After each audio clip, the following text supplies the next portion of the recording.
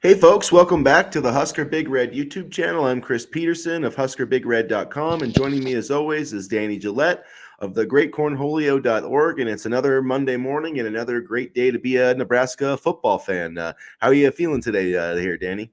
Feeling pretty good. We got some good news over the weekend, so I'm feeling pretty good. I think things are looking up as they have been for the past month and a half or so, quite frankly.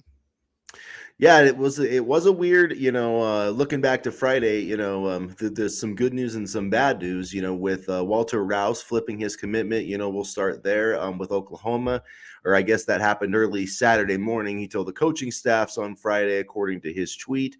He hasn't done any media interviews. He's expected to do one with 24/7 Sports, but I don't think you need to be a brainiac to realize that there's three syllables for why this happened: NIL. It's about money. I guarantee it's about money. I know he's going to say differently, but I don't care what he says. And frankly, I'm not judging him for it because if somebody came to me with the same job and said, "Hey, I'm going to pay you twice as much as your current employer," guess where I'm going to be employed? So I think that at times sports fans get really high and mighty about this, and college football fans like, oh, this guy betrayed my school, and well, what loyalty does he have to Nebraska? And if he's getting more money elsewhere, that's just the free market, and you would basically do the same thing. I don't Yeah, care what you want to yeah. say, like, this is the way the world works. So I mean, if Walter Rouse in Oklahoma's paying out big money. I mean, they want to win. They don't want to be 6-7 again. So they're really determined to get some guys in the portal. And Nebraska needs to step up its NIL game. I mean, that's just the bottom line. And also, like, what offensive lineman besides maybe Cam Jurgens has Nebraska developed recently? I mean, Oklahoma has sent multiple guys to the NFL, and I think also this is no longer just about amateur sports. It's a business now. And, I know some fans don't think that's the right thing. And, some fans kind of grumble about it, but it is what it is. And, you know, those same fans that grumble about Walter Rouse, decommitting and going for, hypothetically more money would be happy if a recruit spurned one school and did the same for Nebraska. So, they can all miss me with their grumbles about NIL and all that. If the shoe was on the other foot, they would be overjoyed. I do think, yeah, I totally agree, but I do think that this is really a sign that Nebraska needs to step up. It's NIL game. I didn't realize this, but like the 1890 initiative or whatever has like 40 Twitter followers. Like, what I is was going just on there? about I to mean, say it's this. I that's would just baffling. I was just about to say this. If anybody is listening, if people who run the 1890 are listening, make a tweet with highlights of players that you have signed to the collective. Post at least a couple times a day. Do something that, engages Nebraska fans. I mean, I believe the count has been up since September and it only has 40 followers. I believe Matt Davison runs it. And so, I mean, Matt, if you're listening, if you listen to our show here, like, do something with it because the social media engagement in terms of Nebraska Twitter fans is through the roof. They're missing a great opportunity. And if somebody is not running it and somebody wants to give me the passwords to the account, I'll start running it because, there's such a missed opportunity here. And honestly, there's not even any links to donate to the collective on, the Twitter page. So what are we doing here? I mean, half the fans don't even know that it exists. I have to be reminded occasionally because, I see, one tweet here and there and I'm like, oh yeah, we have a collective. So step up your game. It's crazy. Yeah, it is. I mean, I know that, yeah, they've signed a few kids that they've announced, but like, man, yeah, people don't know where to donate. And yeah, it's definitely, they're missing out on that crowd kind of funding aspect, which I think would work really well for Nebraska football, with all the fans just across the world. I mean, you can basically go anywhere in the country with a Nebraska hat and somebody is going to say, "Go Big Red." I mean, Yeah. that's just like how it works. So, yeah, it's kind of baffling, and I don't know. We'll see. Matt Davidson, he didn't leave with the kind of the greatest Everything he reputation, touches and kind of turns to crap, to be honest with you. So, quite honestly, I shouldn't be surprised, but it's just step but up he your did make game. that catch in 1997. So He did make that catch in 1997, but I think the times of the 90s Huskers have not turned out as rosy post playing days as we once originally hoped. Yeah, but so I mean Uh, that's a and I know Matt Rule said I don't want guys that are just coming here for the money or whatever, but you can't get outbid by a Still a bunch of big people thing, yeah. either. So I mean, hopefully they'll get that turned around, and that the offensive line does look a lot different without Walter Rouse in there, and to me it seems like that you're going to have either Ben Hart or Corcoran starting at tackle, and that's just I don't know what else is really left in the portal. I think Rouse was probably the one of the better guys. Look, there's going to be another window. I mean, the portal window's closing tonight. So I mean, guys can still be added, for a couple more weeks or whatever. But we're gonna have to kind of see how things shake out in the spring. But one thing that is kind of interesting in a bit of good news, I think you were referencing, is Xavier Betts. So this Mhm. was, he didn't play last year, and then he was entered the transfer portal, and he was going to go visit Pittsburgh. He was going to get on a plane and visit Pittsburgh, and then Matt Rule, contacted him. He was at a team meeting last night. Mitch Sherman put out a tweet on Friday night that he, according to sources close to his family, he was rejoining the team. So looks like he is back with Nebraska football for all intents and purposes. I think this is a good move for Nebraska. We saw him. He had the long touchdown run against Northwestern. He had the touchdown reception against Penn State. Like 32 receptions in his first 2 years. So I mean, he's got proven production. If he's got his head on straight, I mean, this guy can definitely be a contributor for the Huskers. And, I think, he fits very well into that type of RPO offense. You can do a lot of things with speed in an RPO offense, and boy, he has it. I remember that touchdown. I think it was an end around against Penn State, and he just flew. Like, his speed was off the charts. I'm just hoping he still has that and is in some sort of playing shape, but that is certainly a big addition. I think truthfully, yes, he had some off the field issues, but I don't know if, Scott Frost was the most stable situation for him. And I could see, quite frankly, where players wouldn't necessarily want to rush back to that. I think this coaching staff, with that Matt Rule has assembled, is a lot more stable, is a lot more cohesive, and I think Betts, will be put in a position to succeed. And I'm just thinking, like, you talk about the receivers, Bryce Turner, Malachi Coleman, Xavier Betts, Jalen Lloyd. That's a lot of speed right there, and Mm-hmm. I can't wait to see it all unfold on the field in some capacity. Yeah, and I mean it's Nebraska's kind of been looking at receivers. They I believe there's a kid from Mississippi State that they're kind of interested in that some of the coaches are following. But you look at Xavier Betts. I mean he's six. I think he's 6'2", maybe 6'3", but 200 pounds. Yeah, he runs quick. He can play that outside role, and he's he was a solid player, and he was the number one recruit in the state of Nebraska in 2020. So I like that he's coming back. I'm not sure if he's on scholarship or if they've got him, as a walk on. I don't know exactly. We kind of talked about that a little bit on Friday, but it makes me think, if Pitt was going to get him on a plane for a visit, they're probably not taking him as a walk on. So it wouldn't shock me if he's back on scholarship here for Nebraska. But I mean, he definitely has the talent. And, if he can get himself back into playing shape and, he could move up the depth chart this spring. So that would be a welcome sight. And it just would be nice to have another veteran out there. I've said it before, freshmen can make impacts. I don't want to have to rely on a freshman. I like to have, basically I like a situation where, like if Malachi Coleman's going to get on the field, okay, he's going to have to beat out a couple of guys to get there, a couple of veterans to get there. So I think that is part of the process, just adding more competition and adding more in-state talent too.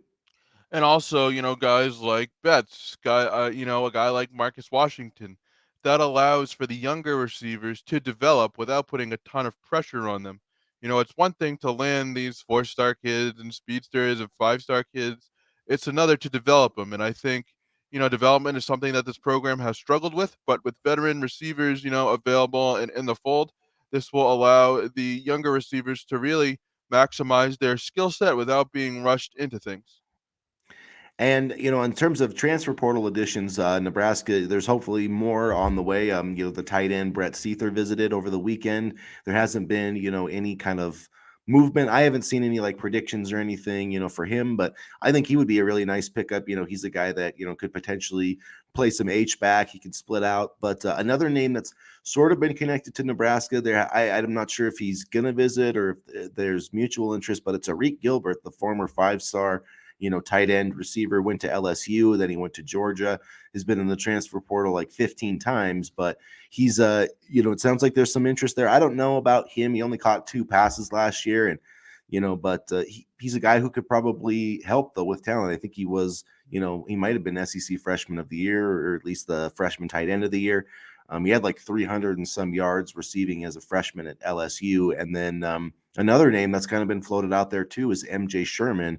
A pass rusher from Georgia. Didn't, not a guy that played a ton there, but I believe he was maybe a 5-star recruit or close to being a 5-star recruit. So those are the kind of guys that Nebraska should be going after in the transfer portal, in my opinion. Those 4 5-star talents that didn't make it at Alabama and Georgia or whatever, and they could come play maybe at a place like Nebraska. So I haven't seen any official visits there, but those are definitely 2 kind of names to watch for the Huskers here that are still in the portal.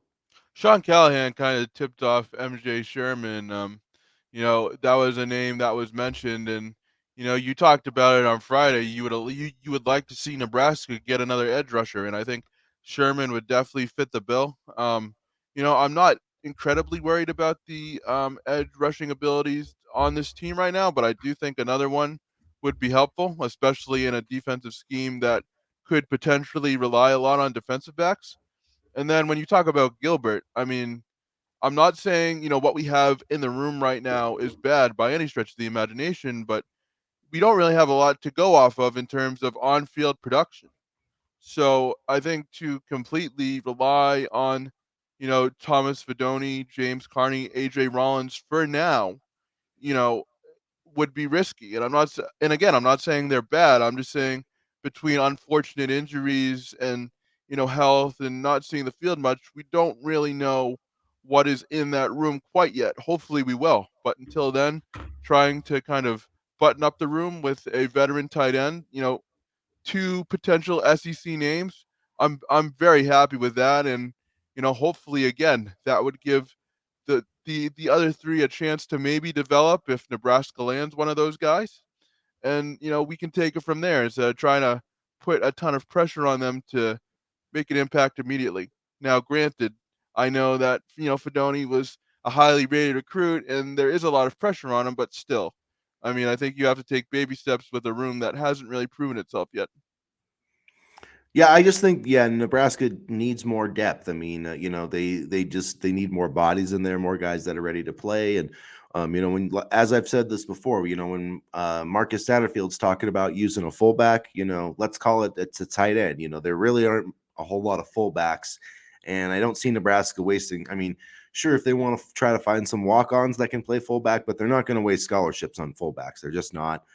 So it's, to me, it's finding guys that are tight ends that are in that kind of 6'4" range, 6'5" range, who can be H back, who can play that move position. I mean, that's kind of the new, H back. To me, that's kind of the new angle where you're going. So I think Nebraska's going to need some of those guys, and that's why I think Seether would be a really good fit. I mean, if you look at kind of his high school scouting report, I mean, they talk about him being like an H back type, and he can move around. He's a willing blocker, so I feel like he would be a really nice complementary piece to Thomas Fidone. Arik Gilbert, I don't know if they would, try to make him a wide receiver, if he would be a tight end, or if he has a preference there. But, I know he's a mismatch type guy. I mean, I think he's like 6'3", 220. So, he having that talent, can't hurt. And, Matt Rule's had a great history of, developing, talented players, or, who maybe haven't, been able to, find it under anybody else, but they've been able to find it under him. So, I feel like the coaching staff, is going to offer a good opportunity to those players, and we'll see, how many of them they add. But it'd be nice to add some former Georgia Bulldogs for sure.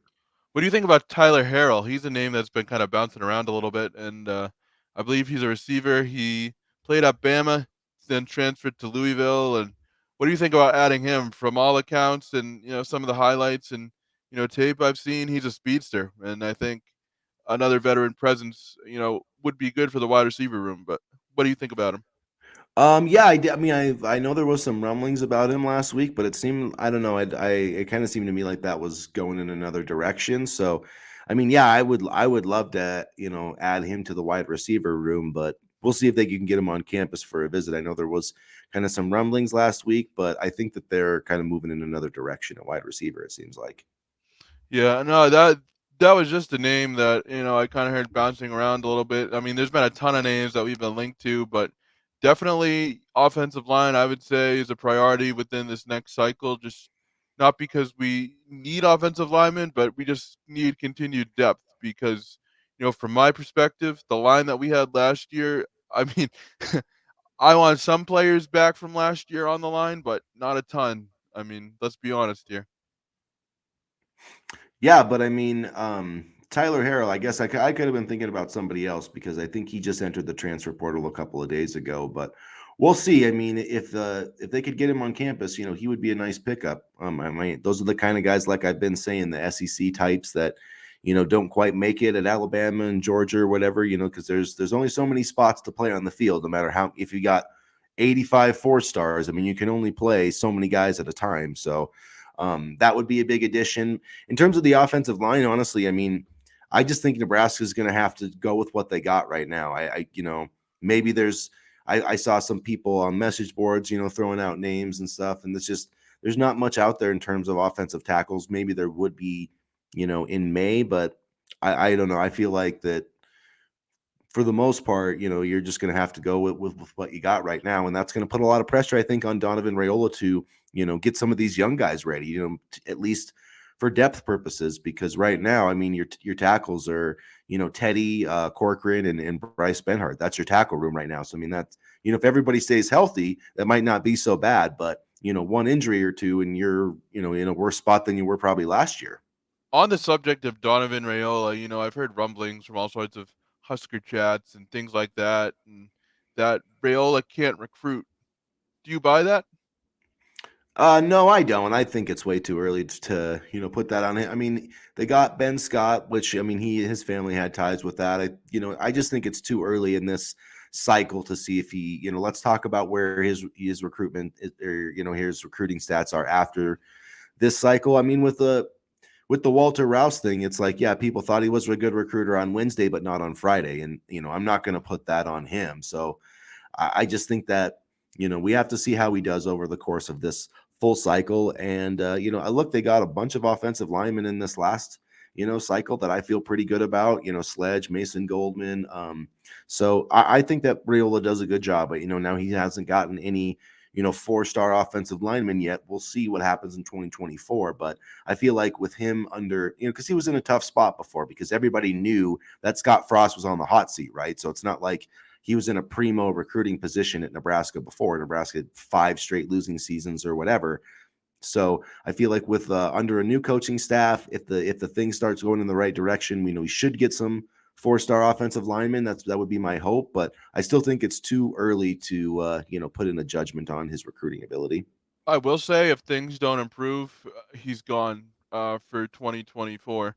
I think Matt, this was one of the bigger hires that Matt Rule made a gamble on, bringing him back, I think, and I do see him if things don't go well, not coming back for 2024. But if things do go well, then I could see him coming back as well. And so it's kind of interesting to see Rayola is still a little bit on the hot seat, maybe, and hopefully for his sake, the line progresses at a high level because I bet you Matt Rule could find an offensive line coach maybe a little bit better than Donovan Rayola. Yeah, we'll see. Yeah, everything was last year. I feel like it's hard to judge with Whipple and Scott Frost and all that kind of chaos. But yeah, I don't think if the offensive line struggles again, I don't think Rayola's still going to have a job. And I don't, I know there's the whole Dylan Raiola factor. I really don't think I Nebraska's don't getting buy that. Dylan Raiola. I just don't. I don't think that's why they kept him. But I don't think Nebraska's going to get him either. I mean, I know Matt Rule was out there on Friday, and they had the boombox thing. I think Nebraska's in the mix. I think Nebraska's in the top 2, but this isn't horseshoes, so close doesn't do much for you. I know he updated his profile to be of a Georgia quarterback this weekend, and I mean, that's the one thing Georgia's never really had. They had Stetson Bennett, who's been solid, but they haven't had under Kirby Smart. I mean, they had Justin Fields, but he ended up transferring. So I mean, if you basically add like a Caleb Williams type of player, which is what I think Dylan Raiola can be to Georgia. I mean, you can win a lot of chance. They could win, three in a row. I mean, they could win a bunch with him at quarterback. So it would be it would be hard to judge him for making that decision, I think. But No, I mean, if you were a recruit, where would you want to play right now? Nebraska or Georgia, who just won its second national championship in a row? It's really not a hard decision for me anyway. And I think we just got to be prepared to not get Donovan Raiola. If you're Matt Rule, still recruit like you're going to get Donovan Raiola, but as Husker fans, be prepared to not get him and maybe move on to another option. I mean, and I think too, you don't know how much like, his dad playing at Nebraska and all that stuff. Like maybe he does have, more of a, affinity, an affection for the program or whatever. I mean, he's been to Nebraska quite a few times. So I mean that there is that connection there, and maybe if he sees it with Matt Rule, like maybe maybe he might just have that connection with Matt Rule too. Like, hey, you're the guy who could bring a national championship back to Nebraska. So maybe that does mean something more to him. With his dad playing here and all that type of stuff. Every recruitment is different, and I don't think Nebraska's out of it. I don't think Georgia's won this recruitment, but I don't think anybody could say that with a straight face that Nebraska's leading it right now. I think they have a lot of work to do, but if they get him on campus for an official visit, then I'll feel better about it. Yeah, no, I agree. And there's still some time before he makes a decision, but I'm not incredibly optimistic, but we'll see. I mean, the recruiting game is a wild one. Just look at Walter Rouse. I mean, he changed his mind in 2 or 3 days. So you never know. You never count them out until they're on the field for said team. Yeah, and Daniel, like I've said a bunch of times, on here, don't forget about Daniel Kalen.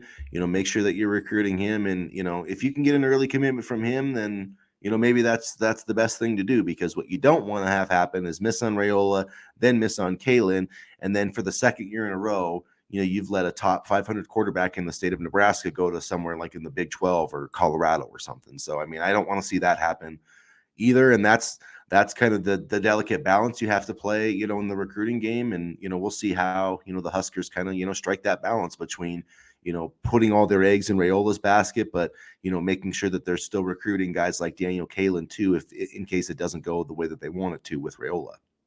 And not for nothing, but Colorado, say what you want about Deion Sanders, but he's recruiting at a high level. And so, I think he's somebody, meaning Sanders, in terms of being on the recruiting trail that we have to watch out for. And we're gonna have to watch out for Lincoln Riley, and there's gonna be an influx of teams that I believe are gonna be on the upswing. So we better make as big an effort as possible to try to land some of these kids, because I think it's gonna be a little bit more contested in the Midwest, in terms of recruiting than in past seasons. Yeah, and then there were a few 2024 recruits on campus this weekend. I know we were talking a little bit about that, off the air, and Ian Flint was one of them, the tight end, Hmm. from Texas, a 3-star recruit.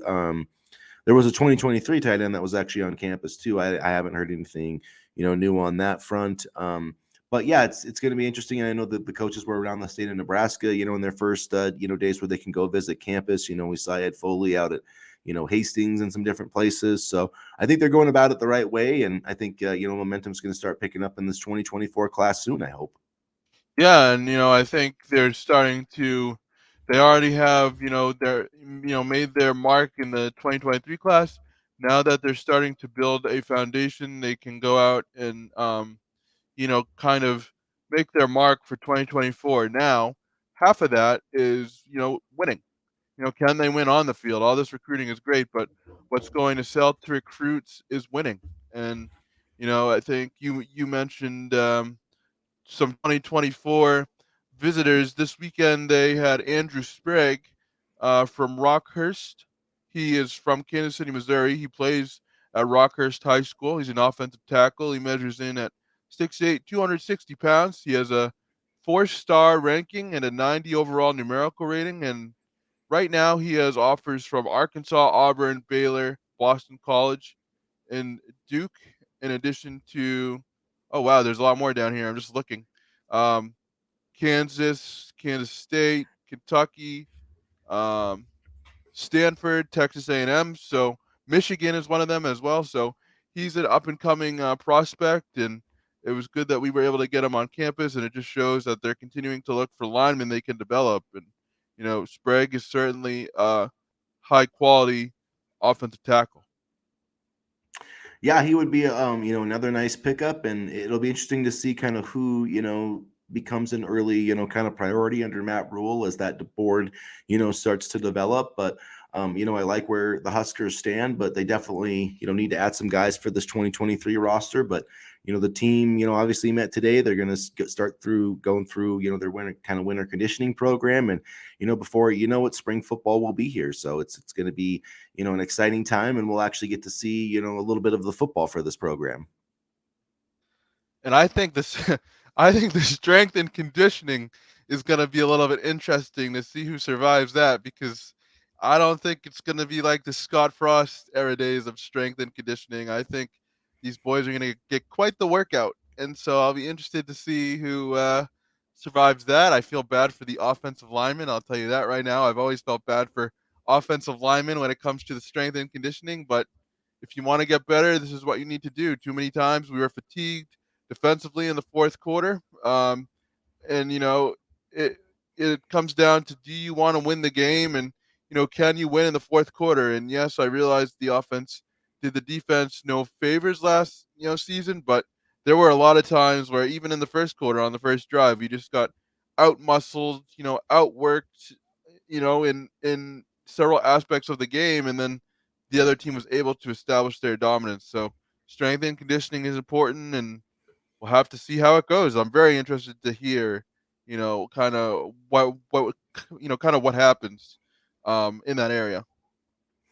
Yeah, it will be. I think it'll be better. It's if you're going to be tough in the line of scrimmage. I mean, it's not just you got to put the work in the weight room, in the practice field, and it's really a mindset. And this program just had a soft mindset under Scott Frost, and that's just the way that it was. They talked tough, but they didn't do the things necessary to become tough as a football team. And I don't think Matt Rule's going to skip those steps. He knows how to build a program from the ground up.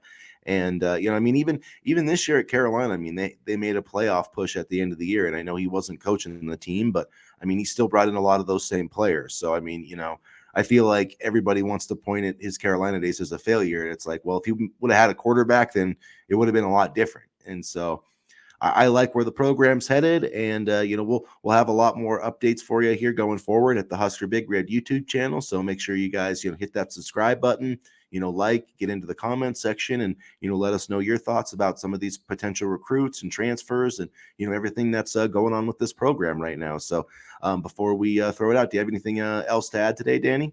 No, I think we covered a lot. There was a lot of news for just 3 days, but I love it, and I hope there's more news to come. I really do. I think this team is headed in the right direction, and we'll see where things go. And also, thank you to everybody who watched our Bryce Turner interview on Saturday. We had a great time.